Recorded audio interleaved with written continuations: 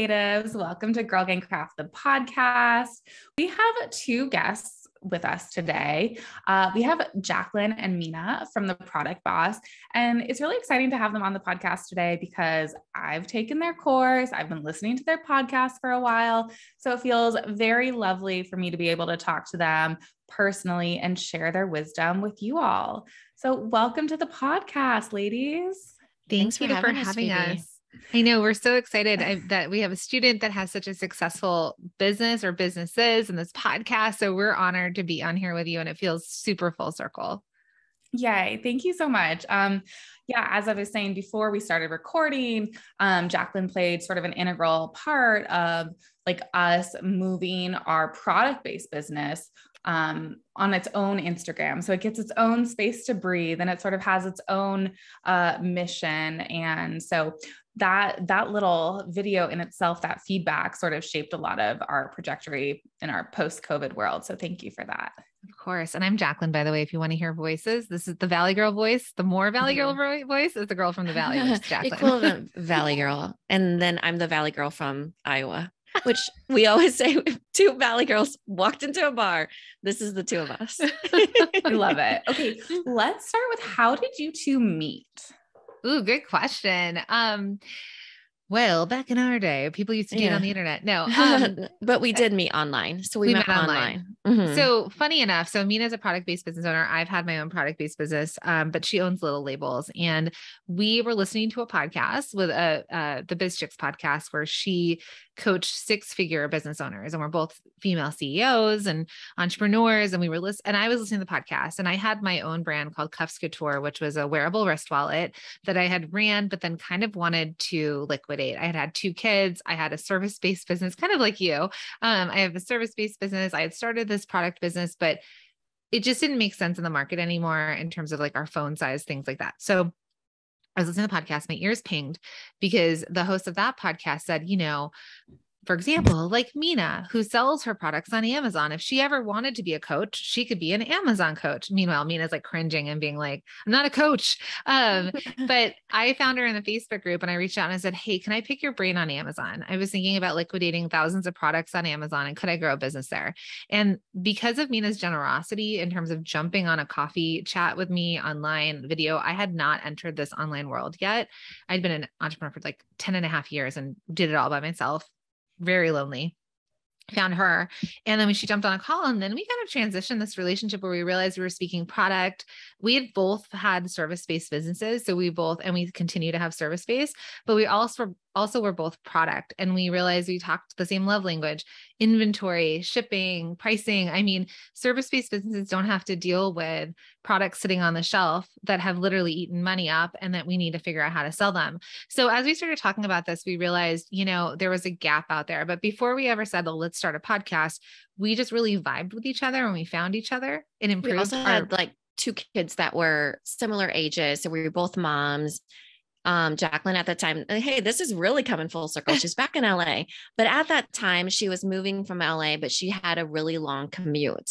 So it was like an hour of time where we would walkie-talkie each other. It was only 5 miles in LA, but if you know LA traffic, it was an hour. Meanwhile, I'm like living life in Iowa, which, by the way, everybody, this is Minna, this is my voice, and I'm living in Iowa. So during that time when she's stuck in traffic, I'm literally probably going 4 corners of the state at this point, And so we just hit it off because we spoke the same, love language, product business, but also we had kids, 2 kids apiece, and we just became really fast friends. So I think that anybody who thinks that you can't meet friends online, like maybe before it was uncommon, but nowadays I think people meet even business partnerships online. So that's really, which is what we did.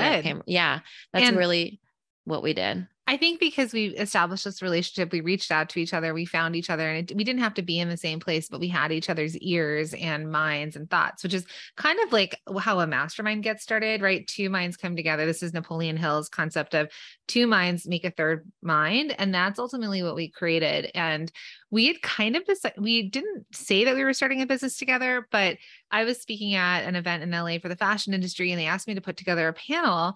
And I was like, hey, Minna, do you want to meet for the first time? Fly out from Iowa. Let's stay in the Airbnb together. Like never, ever Then met I'm in person. thinking, will I get murdered by this person I met online a few months ago? I don't think you were thinking that. I think my brother was thinking that, but you weren't. And then, kind of quick start over here with me. I'm like, should we pitch a mastermind at the end to this fashion industry and see if people want to collaborate together? Because at that point, I feel like in LA in the fashion industry, also specifically, because that's where I was coming from, we were working independent of each other. We were competitive. We didn't want to share resources. It wasn't like, oh, I've got the sewer, go to the sewer.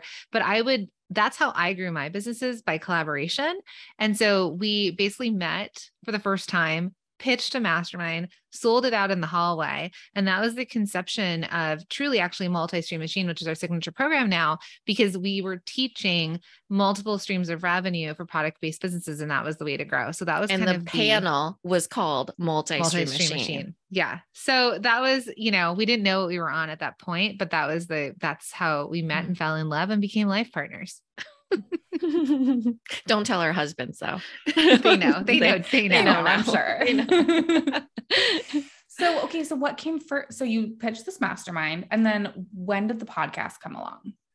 Months later. So we actually had the mastermind. It started in October. And then in January, we started the Product Boss. Now the name, the Product Boss, we mulled over for a very long time, because we were like, what podcast could we come out with that we knew there was this gap for product-based people that were speaking the same love language as us, and we could just talk for hours. I mean, if you could get that early content of our Voxers, it would have been golden, right? Well, which probably could, in the archives. But we started the podcast in that January of 2018. And we started with I don't know, I think it was 5 episodes in that we dropped them all at once. And then we just have never missed an episode. Every single week since 2018, we have had 1 or 2 episodes. We just started doing 2 in 2020. We were really consistent. We've laughed a ton, and it really started from there. But the Product Boss name came from us naming the podcast, which later became this full-fledged business with now a staff of, basically we have 12 people that work for us now. So it happens fast. So Minna, you have another business currently. Can you tell us a little bit about that business? And we both still do. You do. Yeah. You do, Jacqueline. Okay. Yes. Tell us about your other business and how you balance it all. So my other business is Little Labels, which we sell waterproof labels for kid items that are going to school, daycare, camp, that sort of thing. So we're ones that are washer and dryer safe that you label your clothing, or dishwasher safe that you label baby bottles, and steamer safe and all that. So we primarily sell on Amazon or big box stores. So it might be, I've done subscription boxes as well as Walmart and bigger things, because we do manufacture our labels. My other business partner is actually my husband. So when I first started Little Labels in 2015, it was just me with a baby in my belly and a Bruin, as I like to say. And I knew that I needed to get this up and running. And I ended up being in the first Prime Day. The first Prime Day was in 2015. It kicked off how I did my business. I knew that Amazon was going to be a big part of that. So my husband actually, so fast forward, we've been really, really super successful. I have the Product Boss now. Fast forward, and my kids are now much older. Now they're 7 and 11. And now my husband, who is a licensed pharmacist, I like to mention this. I always imagined I was going to retire my husband, right? That was kind of the goal when I was pregnant. I was eventually our family would be working together and all the things.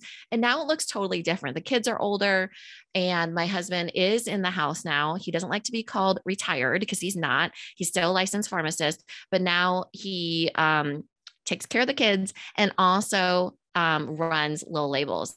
Though I'm the, 50-50 partner with him, I spend most of my time in the Product Boss side, to be honest. And so now we just, most of our day-to-day stuff is him working, making sure all the labels are packed or getting sent off. And mine is, every once in a while, say, how's all the labels going?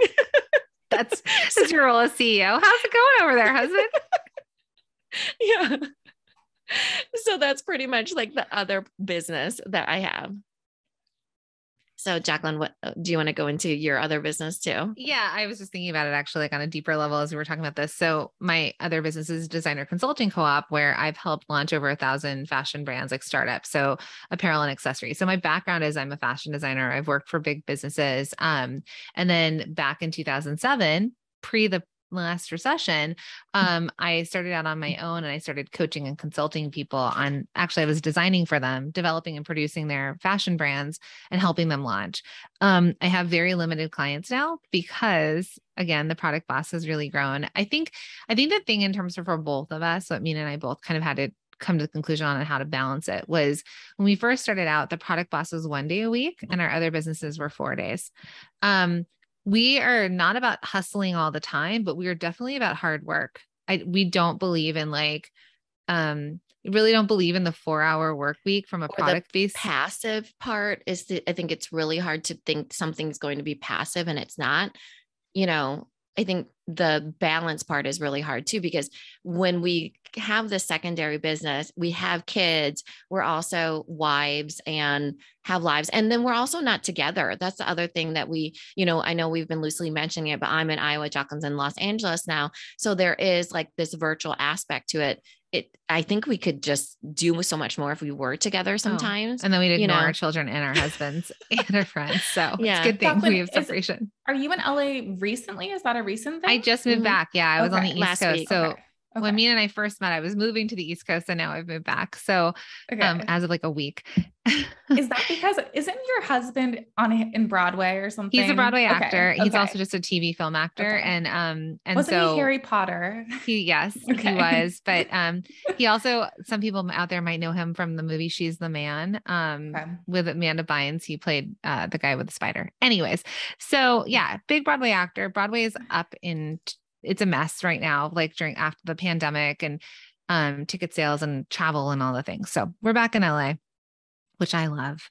Let me tell you, the weather. And her husband is from California too. So they've made it back. But I think that the balancing part is that we let go of the word balance and we've really incorporated the blend. We also push each other and push ourselves to buy back our own time. So that means, hiring in the house as well as hiring in the business. So sometimes that's hard, like if you're working by yourself, you tend to not want to hire. You think, oh, I can just do it, but even, something minuscule as like hiring somebody to mow the lawn or do the laundry or do the dishes or, all those things, it opens up time in your schedule. And then in the business, it's like, if you can delegate to people in the business, and we go by do, delegate, delete, automate, outsource, or repeat. So we kind of have like this whole structure thing of what we tried to do in the task that we're doing. And that has really helped us know that it's a blend versus us trying to perfectly balance something. And so, I think that's where I was getting to in terms of both running our businesses and how do we balance it or whatever. It's really a blend. And I'm not going to lie, some weeks are way harder, like, especially with young kids, if it's the end of the school year and then all of a sudden you have a bunch of like launches coming up and your other business needs you and all the things. I mean, we have 2 businesses, 2 kids, spouses, and all the things. So I think we go easy on ourselves with like the grace of that, but also what do we not have to do? We've cut out a lot of things. We were challenged to take 25% of things off of our schedule by a coach that we work with. And so what we did is we're like, yes, we can show up for free and do certain things. Or we had this thing called Bosses and Breakfast that we were doing literally every Wednesday. And it's great. And we support our community, but we wanted to show up for our community and our students in other ways as well. So now we're going to do it more in seasons versus all the time. So it was really looking at, sometimes it's so hard, like we call it our talons to let go of certain things. Our dying or death grip on it, that we're just like, no, I still want to do this sort of thing. But it literally, that time is so precious of what could we be doing outside of that time, also working in, you know, like our unique zones of genius or our creative outlets and things like that. When I say creative outlets, Jacqueline and I get really creative with business, but we definitely need margin and room to do that. So when we were like packing full our schedules and then we have all these other things that we're doing, it didn't give us the room to even have the mind space to do it. And so that has been something that we've gotten better and better at as we've, you know, matured in the business and figured out a lot of things with like having a partner that's, you know, not in, you know, in person with us. And then also our kids have gotten older and it's just gotten easier. That has really helped too. Yeah, so let's talk about outsourcing because I know that's like really a big hot topic for our audience, I think. And I think this ties into sort of the handmade conversation, which we can sort of veer in towards. But I think a lot of our audience has a really hard time letting go of tasks and handing it off to someone else and delegating and not like feeling like it has to be done by you. So what sort of advice do you have for small business owners who are thinking they're almost ready to outsource something? So we love the saying makers gotta make, right? And that was so built into so much of the culture, especially like the Etsy culture and Etsy coaches and things like that. It was like, and the way that Etsy started was makers did have to make the items that were sold on there, right? But we've really shifted that messaging to makers gotta make money, right? Otherwise, this is just a hobby. I have a fine arts degree. Okay. I can sit in my room and paint paintings all day, every day, and I can still be a maker, a creative, an artist. But that's not it's a hobby if I'm not trying to sell it. Now, if I'm trying to sell it, then I have to really think about the return on my investment. I have to think about like, am I going to sell one large painting for $5,000? Or am I going to sell a whole bunch of prints for $25 each? And how am I going to do that? So, you know, we have an episode specifically on this. It's episode 335, which is called Makers Gotta Make Money at the Product Boss podcast. But it's overcoming that mindset of it needing to be with your own two hands. It still can be a handmade business made with other people's hands. We have a student that has a beautiful handmade knit hat company. She's a knitter. She used to knit all the time. Now she still knits all the time, but her business has grown so much. Still a handmade knit hat company, but she employs knitters from all across the country. So other people who can knit, that love it as a hobby, that maybe want to make a little bit of money on the side, but they don't want to grow a business. They don't want to think about marketing and sales and all the things. They just want to sit around and knit and get paid for their time. So she's able to employ other makers. And one of them actually put a down payment on their house. It was from what she made. Yeah. So it was a lot of hats, let's just say. So I want you to think about that when you're struggling with, it's got to be with my own two hands. I think another mindset thing that comes up for people is it will never be as good as if I do it. It won't be as perfect as if I do it. Right. And the thing is when you started, you weren't perfect. When you started, you had to make a whole bunch of those to get to the quality level that you're at now, that you're like, I am willing to sell it. So this is part of being a business owner. We take on employees or team members or partners that we train well, and then we ask them to learn a trade, and then they take that trade and they perform it. Right. And yeah, sure, there's going to be issues, but we always have issues. It's just that, you know, if we make them ourselves, we kind of aren't as hard on ourselves. Another one of our students, Susan Gordon Pottery, top 1% on Etsy, went from Etsy to selling wholesale, now just sells direct to consumer, cannot even keep up with the demand. It's pottery that she created. It's a namesake company. She still now gets to create and design the initial bowls, the initial ornaments. Like she will hand paint certain things, but she employs 20 potters that don't want to have their own business, that maybe went to fine art school or learned a trade or learned how to be potters, and they're employed doing what they love. So I want you to think about that. It is possible. You can scale a handmade business. It can stay handmade. It just doesn't have to be with your own hands, and you do need to make money. Yeah, pretty soon. I think that then, it's such a limiting belief that you have to do it with your own two hands. And a lot of times with the makers that are on Etsy, they think I need to make all of these and this is what it's going to look like. I'm going to drown in it. It feels so overwhelming. And so we have people that might be fear of success or fear of more sales because they think that what their life looks like now will be what it looks like later on. But it isn't. It is not like, even if you have more sales, you actually will hit a capacity that you aren't even physically able to do it.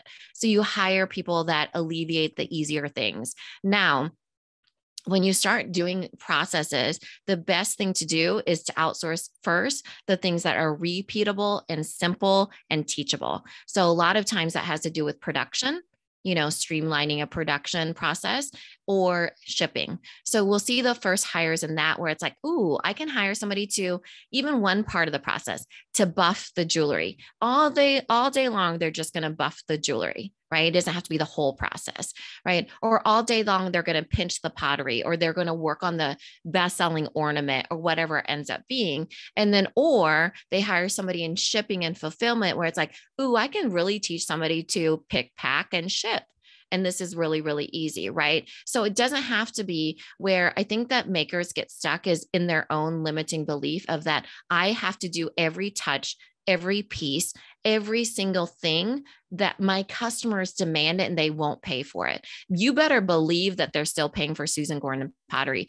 Like Jacqueline said, people can't even get their hands on certain items during certain times, but she is the one, she gets to do what she wants to do. She gets to be the visionary of her business in the design. So when she was coming out with new pottery, she was actually sitting down with one of her like master potters basically, and they were testing out different things and different techniques, right? Visioning for what her new product could be like for a new collection. That was really her zone of genius and where she shined. Now, was her customer being like, no, I don't want that bowl, best-selling bowl, because Susan didn't make with her own two hands. That is just, it's a false belief that I think that makers, it holds them back in a lot of ways. When if you have trouble letting go, you might want to think about small hires, seasonal hires, shipping hires, production, one little piece like a buffer, like someone who can jewelry, someone who can buffer jewelry, or someone who can like pre-glue an element to or it, like label your product. candles. Yeah. Cut your caramels. Tape your boxes. Okay, so what sort of tools can you use to get to the place where you have too many orders to be able to fulfill them? What do you mean by what are the tools? What do you mean by that? I don't know. What sort of ways can people have an influx of orders? What sort of ways can people market their business so that they have too many orders and they have to hire? Right. That's the dream.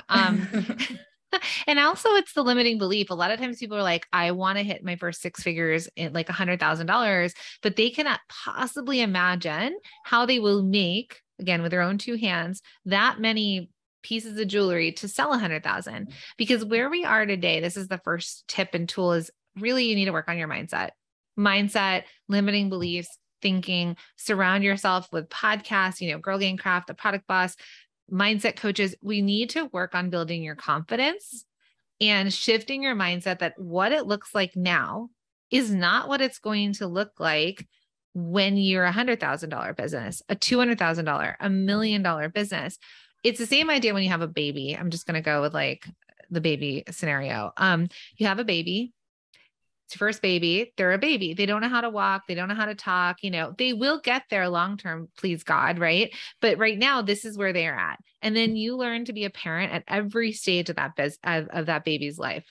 And you want that baby to grow and eventually not live in your basement for the rest of their life, but go to college, go get a job and support themselves.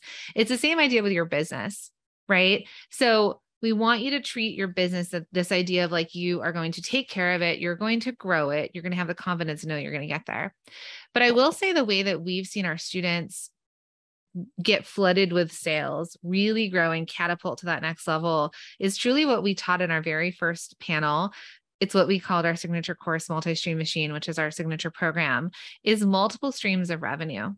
So a lot of you might be on one platform. You might be on Etsy. You may be selling a bunch of stuff on Etsy because that's the idea for Etsy. It's the more stuff you have, the better. We really help you figure out what your bestseller is and how do you take that bestseller and get it onto more sales channels. Not all at once necessarily, but Sarah Wagner of Heartland Lettering, Etsy seller, made tumblers and baby bottles. Not baby bottles, soap bottles. I mean, who knows what I'm talking about? Soap bottles. She literally said soap tumblers earlier. And I'm telling the same story. But so Sarah came to us and she was a physical therapist. Her product-based business was a side hustle part-time. She wanted it to be full-time, but she was customizing tumblers and just like soap dispensers that said shampoo, conditioner, that kind of thing. And when we looked at her business on Etsy and we said, what's the thing that you can scale? Staying handmade, but what can you scale the easiest that people are telling you they want? And it's your bestseller. And she said it was her soap dispensers. So we said, okay, which colorway, which wording on it? What is it? Okay. It's shampoo, conditioner, and soap. Great. We created a package out of that. And what she learned in Multi-Stream Machine, which you're a student in, is she took it and she put it on Amazon. Now, gasp, our makers out there, like handmade business on Amazon. Yes. And she's not doing Amazon handmade. We fully believe in Amazon Prime, fulfilled by Amazon. She was still able to make it handmade, but she scaled a singular best-selling product line. And that went from $2,000 a month to now she's generating solely just on Amazon with this one product SKU that's still handmade at her house, $30,000 a month, 2 years later. Has a small team now. So she actually doesn't have a full team. I know we were talking about Susan and, other people that have like 20 people teams. I think hers is 2 people. Yeah. So yeah, she gets to live the life that she wants, because for all of you, it can look different. It doesn't have to be you, but it doesn't have to be a team of 20 either. Right. So if you need to outsource a piece of it, she does the labeling, they actually build the inventory. She still does the parts that she wants to do, which is the thinking about the big strategy and all those things. And she's able to make it happen. She actually makes $30,000 to $40,000 a month now, so she's actually not a physical therapist anymore either. And then, so, when you're thinking about, how'd you get to the point of, getting a whole bunch of sales or getting that influx of sales, you have to think strategically about it. So it's not being in all the places, making all the products. It's literally building your customer base, building your email list, building your text message list, whatever that looks like, but actually having people to sell to, getting to know them more and more, boiling down your messaging, connecting the dots of why do they need your product? Why do they need it right now? Why do they care about it? Like all those things. And then also making sure that you present to them in so many stories and so many demonstrations what they should buy. People only buy what you tell them to buy. They will not search out what should I buy. So for example, the reason why that's like the bestseller, tried and true, everybody loves it, has the most testimonials, has the most ratings, tons of stories around it. We know that everybody loves it. And we also know that people tend to buy, what other people have too, like what other people like have vouched for, social proof wise. So it's like, this is the thing that everybody loves. I recommend that if you're just starting off with little labels, you get the animal friends, because the kids tend to love it. All the little animals on there are waving to them, and it's dishwasher safe, and you can send it off to, daycare or whatever. So it just helps you build in that like instant story, instant connection. And you're also selling them something that is the best thing that they can buy from your lineup. I'm like, okay. So I think a lot of people in our community are sort of feeling tentative about Amazon, period. Right. Mm-hmm. We, in our circle, this is maybe a bigger conversation, but in our sort of circle, there's a lot of sort of anti-capitalist people, Yeah. right? Which of course is the world we live in, and we have to make money. What do you say to the people who are sort of feeling tentative about Amazon? Like, how has your experience been? Do you feel supported by the company? And have you had a successful experience with them? I mean, Amazon changed our lives. I will tell you that. So there's tons of small businesses on there. I'm not the only one that it's changed their life. Amazon gave us the access. It put us on the same playing field as somebody as big as Avery Labels in my case. We never had that potential for a partnership like that. I think of Amazon as my partner, right? So for me, it has been life-changing. I would never even had access to that many millions of eyes had it not been for Amazon. Now, if you are against it philosophically, value-based, or whatever that is, you don't have to do it. So at your core, it's not, we're not an Amazon, that's not the path to profit for everybody. I think that if it feels more true to you to go wholesale or to build your own email list and do strictly direct to customer, whatever that looks like, it can be what you want that version to look like, because every business will look different. That just simply was for me. I actually really, really do like Amazon. I'm also a true Amazon customer. Like all day long, I feel like it helps my life. I'm a person of convenience. I have kids that I need to always be buying for. I have 2 businesses, so I'm that customer too. And it really aligns with me, but I get it. Like I get that that's not for everybody. So you have to figure out like, what is your path to profit, your blueprint for success, and what the life that you look like it is at the end of it. Because just remember, like my life, I envisioned in a certain way. Like Amazon gave me the platform and the possibility, and so much that now my husband is at home. We replaced a pharmacist income along with my income. So I think that just is a personal thing for each person. What about you, Jacqueline? Yeah, I think, I come from traditional retail. So I come from, the fashion industry. We sold to Macy's and Revolve.com, like really big businesses. And I think if you want to dig into big business versus small business, like I'll say, like, I don't shop at Walmart from back in the day with Walmart and all the bad press they got. But guess what? I also was privileged and had the convenience to not have to shop at Walmart. So a lot of our listeners, a lot of the people out there might be in a small town where Walmart is literally in Iowa that has only Walmart, right.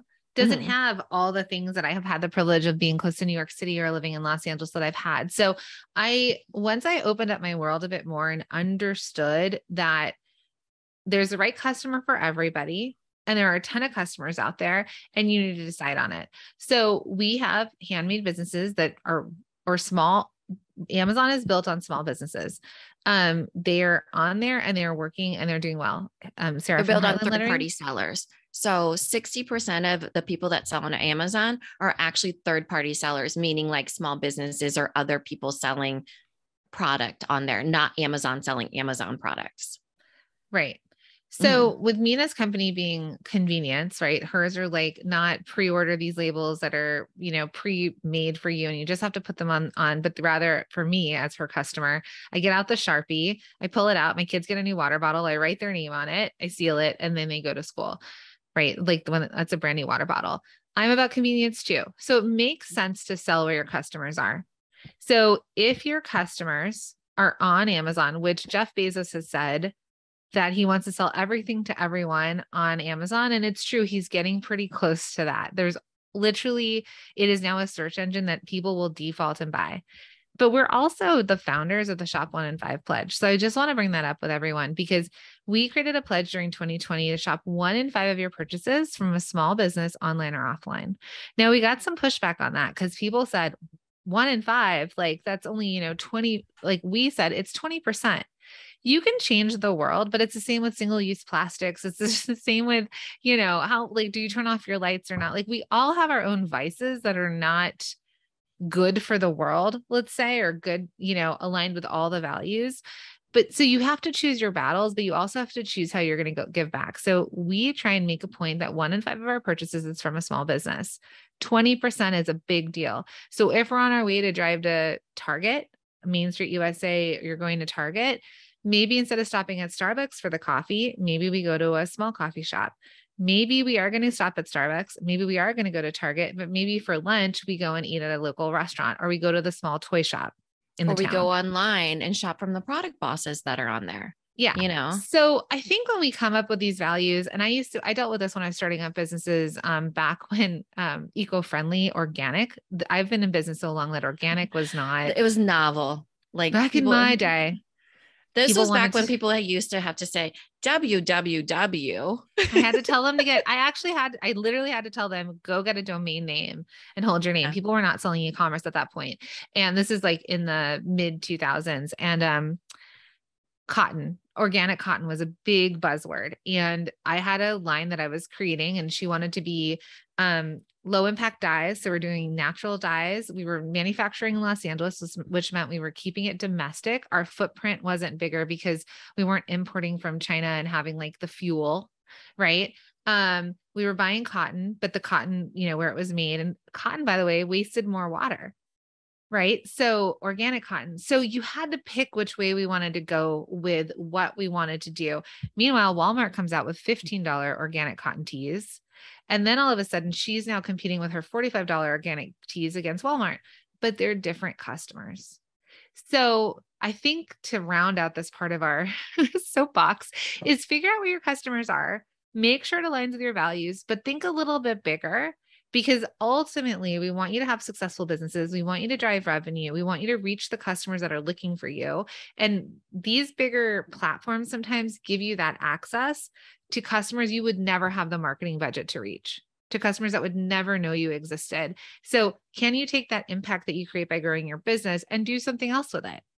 And Amazon is supporting small businesses. That's why they're doing like the trademark, if you have a trademark, enhanced brand content, if you're, it basically is, if you get trademarked, you get brand. They really are looking for brands to grow on there. They don't want the like person ordering things from China and just selling it on Amazon anymore. Right. They really want to take a brand like Little Labels and let her have her place there where people can shop as almost like an alternative website.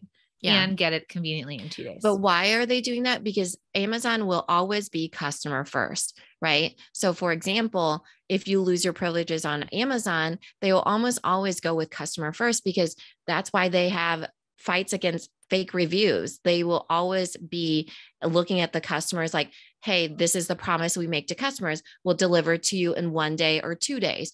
This is the reviews. They're authentic because they are customer first. So know that, I know that there's a certain, we all have our own perceptions and things about Amazon, but I think that we as small business owners have to kind of like prioritize whichever ones are right for us, so like I said, it's a personal thing. Whereas, so if you aren't on Amazon, you will need to have probably a bigger marketing budget for lead acquisitions, for example. And then you will need to know which channel you want to sell on, or probably multiple channels. It doesn't have to be Amazon, but where are you going to sell? Where are your customers? And it just looks different. So, and to wrap that part is in our signature course, we have an Amazon module where we teach people how to get onto Amazon, but we say, if it's right for you. Mm-hmm. Always, if it's right for you. We are not Amazon coaches. We're like Amazon, like none of that. we truly are about building businesses that align with our values, whatever our values might be, holistically, that work well with our lives. And here are some ways that we see that you can do it. So if Amazon's right for you, we'll tell you how. If it's not right for you, just skip over that module, so we're super aligned with you and your community in that as well. Mm-hmm, for sure.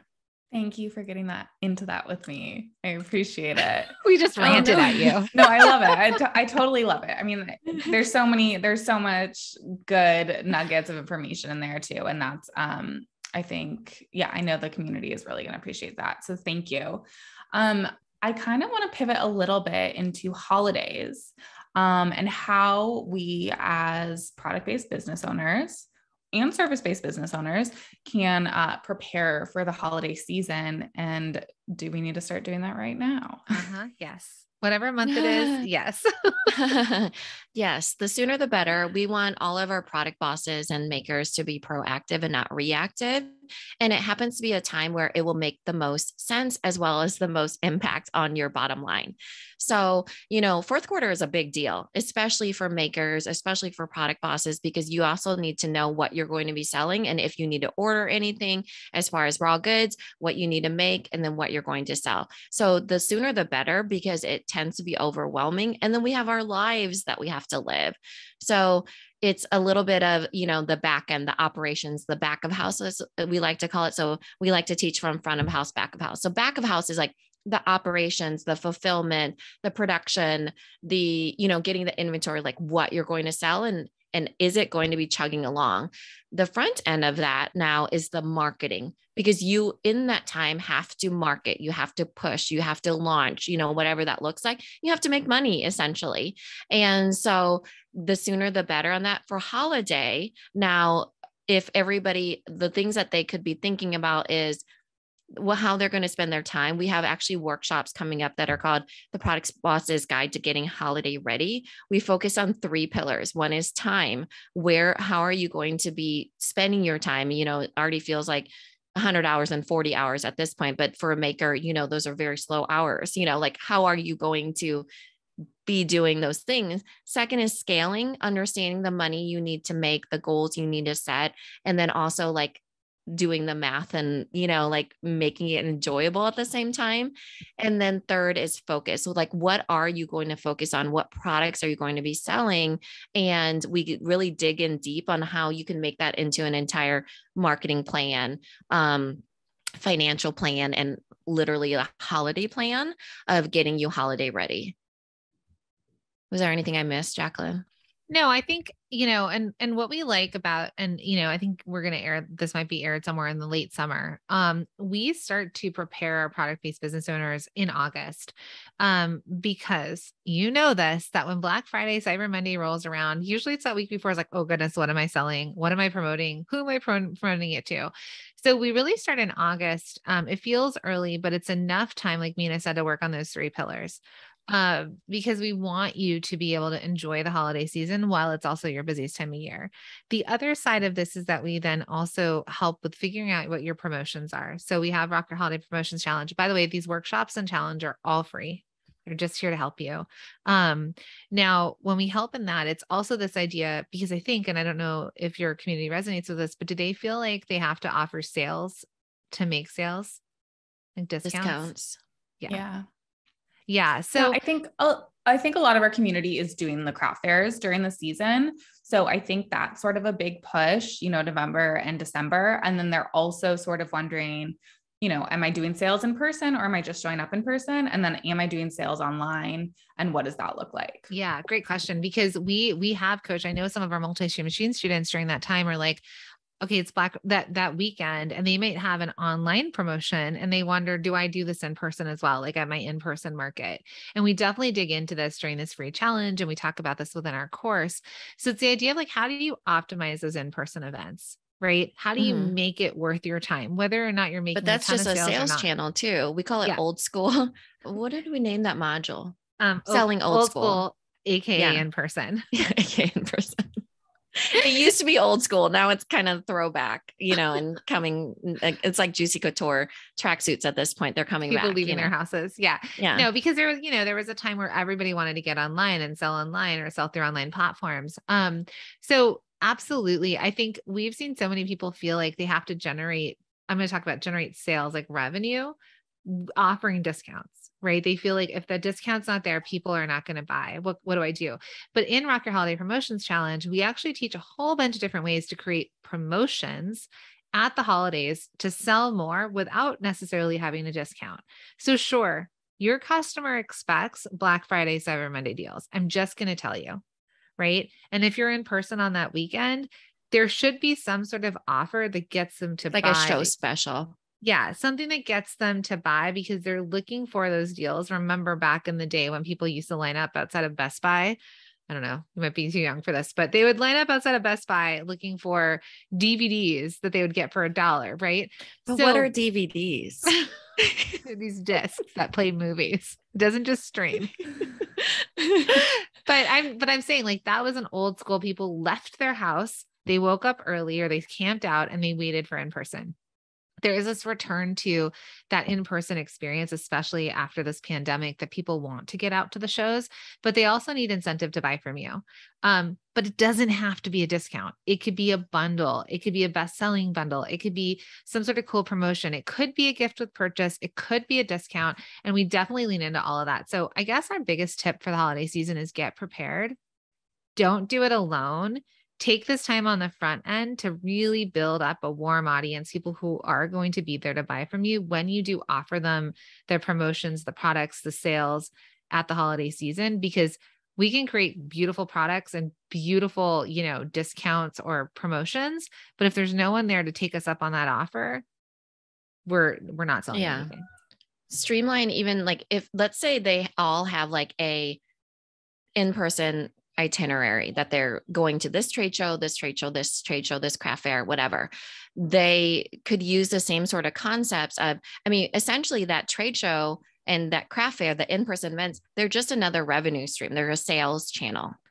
So when you think about that, it's like, okay, how can I craft my offers in a way that it makes it so, okay, I know that I need to sell 2 of these and I can call it, spectacular show special. I don't know, like you have to create some sort of enticing offer. And that's what we go into in Rock Your Holiday Promotions, because if you're not going to have the discount, you need some sort of reason why they're like, ooh, I need this right now. I desire to buy this. Like, what is the reason that I'm going to buy this right now? And it usually has to do with how you wrap up the package, quote unquote, wrap up the package. So if you name it a certain thing, but is it profitable for you? So even like we talk about profit all the time. And I think that this is the thing that makers really need to focus on too, is like understanding if they're profitable or not, and if they're pricing correctly. So for example, if you're selling online, you're offering free shipping, what is the threshold that you cannot dip under before it starts being not profitable, right? So we go over that in, our profitability. We have our free shipping threshold calculator that helps with that. So thinking about that, okay, if I'm going to apply the same concepts, how does that parlay into online? So if I'm at a trade show and I'm leaning into my bestsellers like Jacqueline and Minna taught me, and this is at the front of the booth or the back of the booth, actually, whatever it ends up being. And this is at the front and this is my show special. What is showing up online? Like what are my, email people receiving? What are the text messages? What is the content that's showing up online? It's all a spider web. And I think that, getting prepared with that helps, because you will undoubtedly become overwhelmed if you do not prepare yourself, because you're having to make decisions on the fly, And so even like a lot of the times what makers do is that they get lost in the making. They don't think about, how am I going to market? So it's like, okay, I know that I have these and I know that I want to, this is what my booth will look like. And I'm going to have this number of this and I'm making this. And they don't think about like, if I take photos of the booth, how can I translate that online? What are the emails that are going out? How many of them am I sending out? How am I pushing this? How am I talking about it? The messaging, the connecting the dots. I think that that's the thing that when they come to the workshops, we help them work on, because it's the maker needs to make money, but they also need to market. And, I think that is really helpful in having a marketing plan. And that includes, like Jacqueline said, promotions. It includes, like literally like a launch voice in a lot of ways, like how are you going to holiday launch, having a voice to it. And then if you're meeting your goals. I just want to interject here too about the non-sale and having your more, what's it called? The higher add to cart or checkout. The thing. average order value. Thank you. Thank you. Mm-hmm. Boosting that both in person and online. And one of the promotions that I've had for the whole time that we've been in business basically is our uterus pins are buy 2, get 1 free. And barely anyone buys a single pin now. And so boosting that average cart order, and also like around the holiday time, even just like the words saying, this is a good stocking stuffer, giving people a presentation of how they could use this, or obviously now with everything that's going on, with the uterus pin, right? Hand these out to all your friends, like wear this in solidarity or whatever. So painting a picture for what people can use multiple or the free with gift or whatever, I think can really help, again, boost the revenue and help your audience figure out what to do with your product. Yeah. Speaking on it in that way, I do want to give a tip. So can we round out that tip that you just gave? Yeah. So if you're talking about, buy more, like get one, buy another one sort of thing, instead you could be like, we had a girl come in here and come to the booth, and she bought this for all of her girlfriends for, this bridal shower that she's having or whatever it is. It's the story that will stick on top of the recommendation. So having them understand, oh, that's the reason this other person bought it. And you can bring that sort of social proof, quote unquote, social proof into the trade show scenario. What you're saying, Jacqueline, sorry, I interrupted you. No, I was going to say, I remember the post you did recently about like the flag that you're coming out with, the abortion is healthcare flag, and how you were like, let's put these on the back of our trucks, or like our cars, and see how I remember that post specifically. And the thing is I think what people need to know is that your customers want you to tell them what to buy. They want you to make it easier for them. They don't really have the time to really scroll through your entire shop. So that's why if you look at websites and web pages, and even yours, for example, I'm on it right now, like the Girl Gang Craft Shop, it started with, here are bestsellers. Why? Because people want proof that, bestsellers are what sells all the time. Okay, I want that because other people want it as well. And then, like you said, the bundling, the free gift with purchase, the raising the average order value. So many times we think we need more customers. And it's this machine of needing to feed the beast and get more customers. But how? If you're not running ads, and you're not acquiring new customers in that way, maybe you try and do your own marketing abilities. Instagram, we know, does not want you to get anyone new organically anymore, right? Like we could go off about that. Reels is working a little bit. TikTok, if your content makes sense and you're a content creator, people are generating more leads from that. But followers are not customers. You got to take the follower, you got to get their email address, their phone number, way to contact them out there in the world, and then get them over to your site or however to buy from you.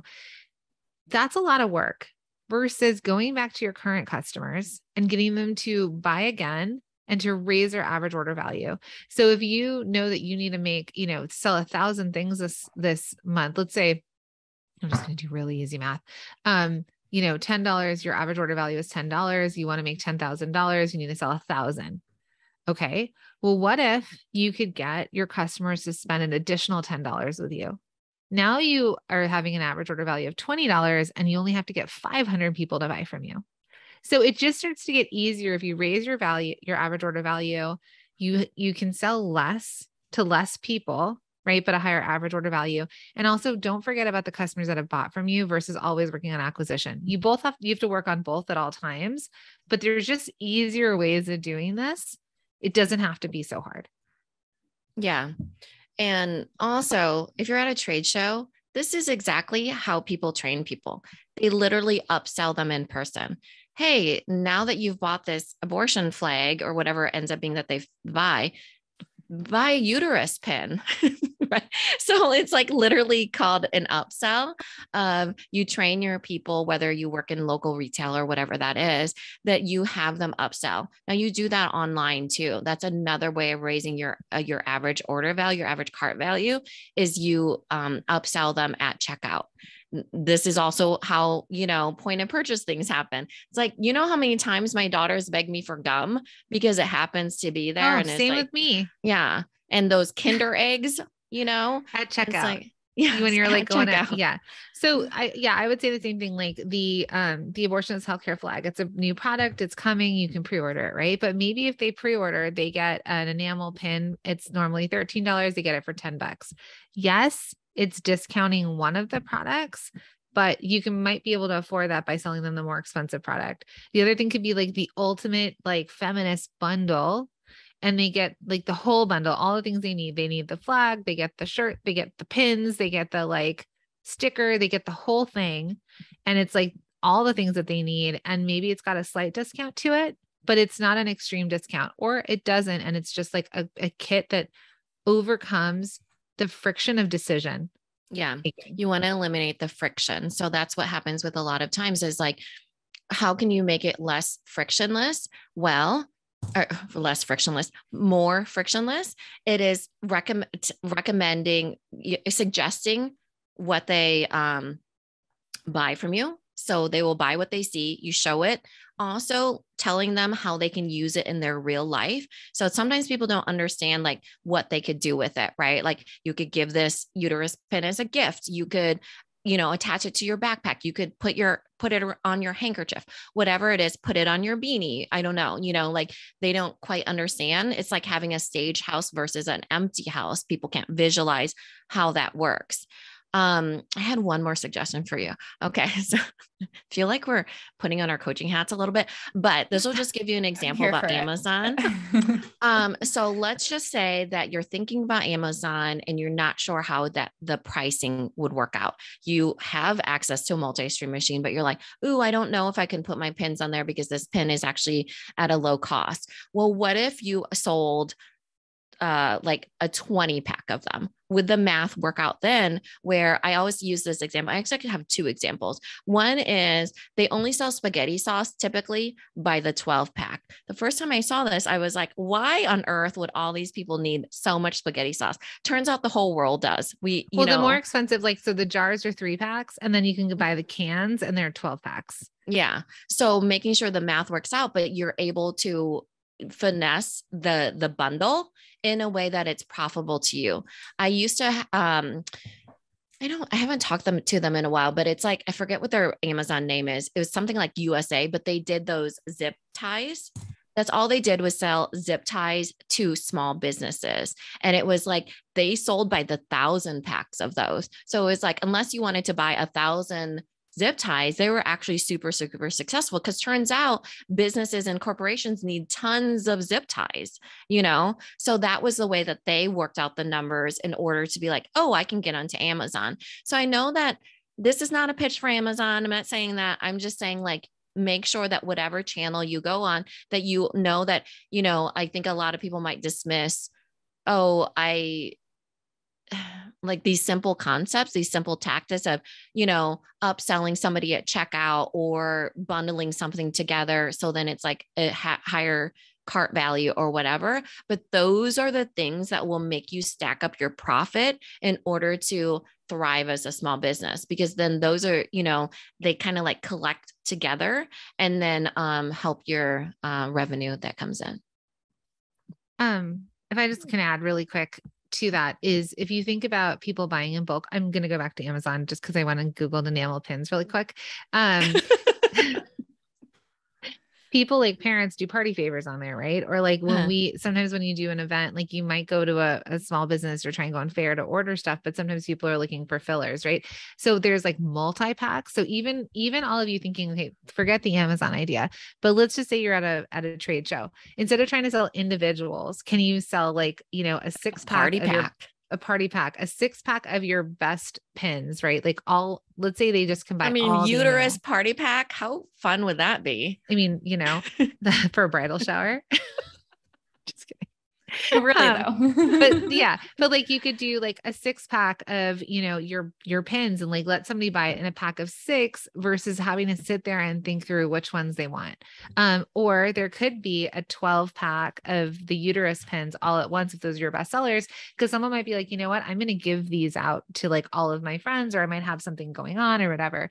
So it doesn't have to be on Amazon, but it's the idea of stretching your mind on, giving them more ways to buy and raise the value. So I think we just went off on that for a pretty long time. Mm-hmm. What else would you like us to go off and on? I appreciate it personally. And I know a lot of our community works well with a range of items too. So I think that's really helpful to sort of think about how we can upsell, like what sort of packets we can put together, how we can sort of like not just give a 30% off discount or whatever for the holidays or for shows or for whatever we choose. So I think that is really helpful. And I like, it feels sometimes we get so stuck on these things, and it's just helpful to have other people say, oh, actually, like, let's just think outside the box and like figure out how we could package the same thing in a different way. And it's just a little bit of creative thinking and it's trial and error. So I know it's helpful for our community and for me personally as well to hear. Yeah. You know, I think that's what I was trying to get to when I said it was really simple, because like, even as makers or small businesses, we often think that we don't have the business know-how, but it's not. Business is it's foundational. It's foundational things. So when you're thinking about these tactics that we're telling you, they're literally levers in your small businesses that you get to pull, that you get to figure out, you know, what your average order value is and how you can make that higher, that you can figure out like, what's my free shipping threshold? And if it's feasible for me to offer that, you know, but I need to sell this amount, and figure out how to market that, you know? So really thinking about like, as a maker, there's ways that you can scale that is making it possible that you would have room at the end of the day to hire somebody else, because time is essentially money. And you then could go live the life you want, do the things that you want. And that's what you do with a profit, is that you end up hiring somebody for part of it and then paying yourself with part of it and getting to live the life you want, essentially. Yes. I love that. Well, thank you so much, ladies. This has been so chock full of information. Can you tell our community where they can find you and how they can join in, activating and preparing for the holiday season? Amazing. So we are the Product Boss. So on any of your social channels, just look for the Product Boss.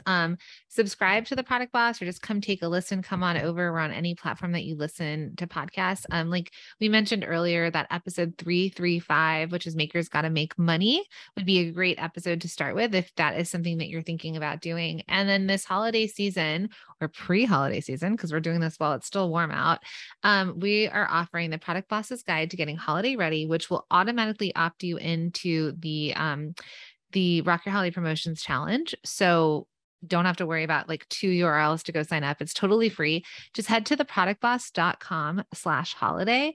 It's theproductboss.com/holiday. And we are here to support you, to support the Girl Gang Craft community in growing their business, and getting to this holiday season, having an amazing holiday season, and also doing it with other product-based business owners, with, like we said, different paths to profit, different ways that they want to do this. And I think it's going to open up your mind and really help shift the way you look at your business, kind of like we did a little bit in this podcast episode today, to really help you kind of catapult to whatever that next level is that you want to get to.